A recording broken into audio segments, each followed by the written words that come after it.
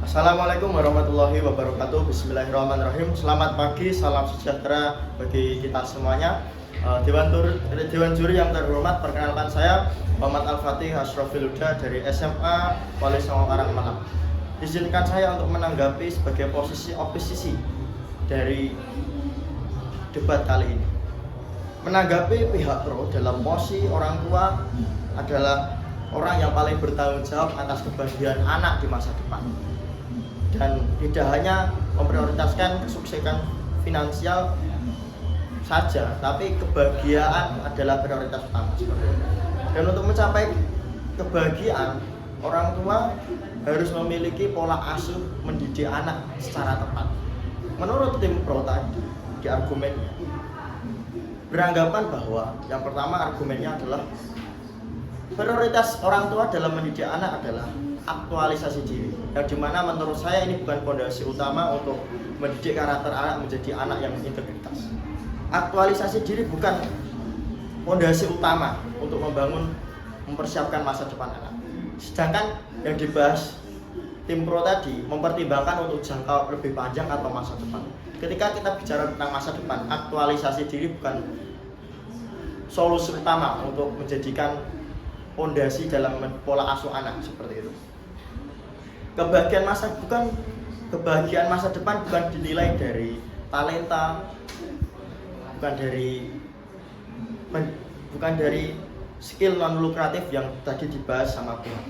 Tapi kebahagiaan masa depan bisa dicapai ketika anak tersebut memiliki karakter yang bagus, seperti disiplin, memiliki integritas, memiliki tanggung jawab yang tinggi, dan banyak hal positif lainnya yang berkaitan dengan pendidikan karakter seperti itu. Ketika prioritas utama mengasuh anak adalah aktualisasi diri, melupakan karakter, melupakan pendidikan mental, bagaimana nasib anak di masa depan? Sedangkan kita bicara dengan masa depan.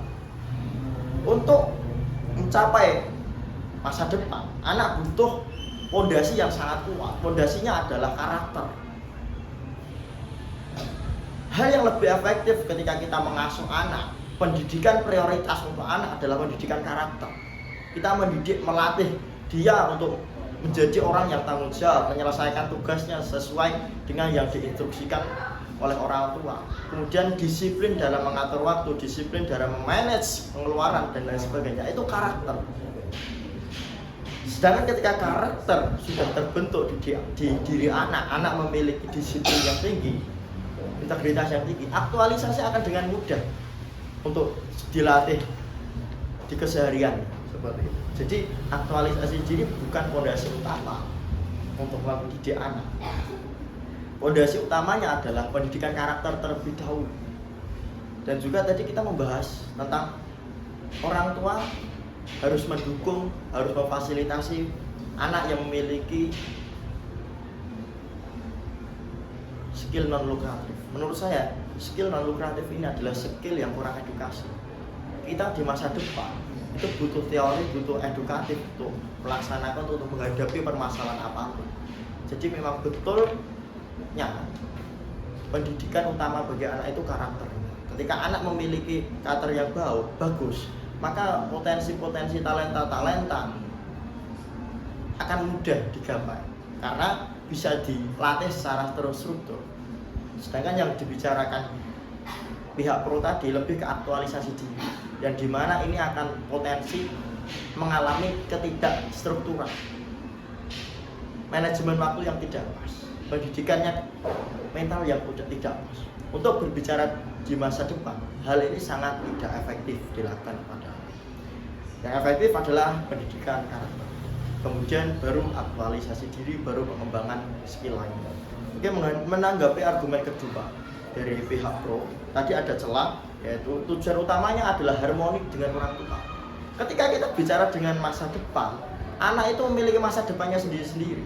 Ketika hanya harmoni saja yang menjadikan titik tujuannya atau titik targetnya, hal ini sangat tidak tepat. Masa depan anak itu masih kita berhubungan dengan karirnya, akan membahas dengan kekeluargaannya. Ketika terlalu harmoni, terlalu bergantung pada orang tua, bagaimana nasib anak ketika sudah ditinggal orang tua?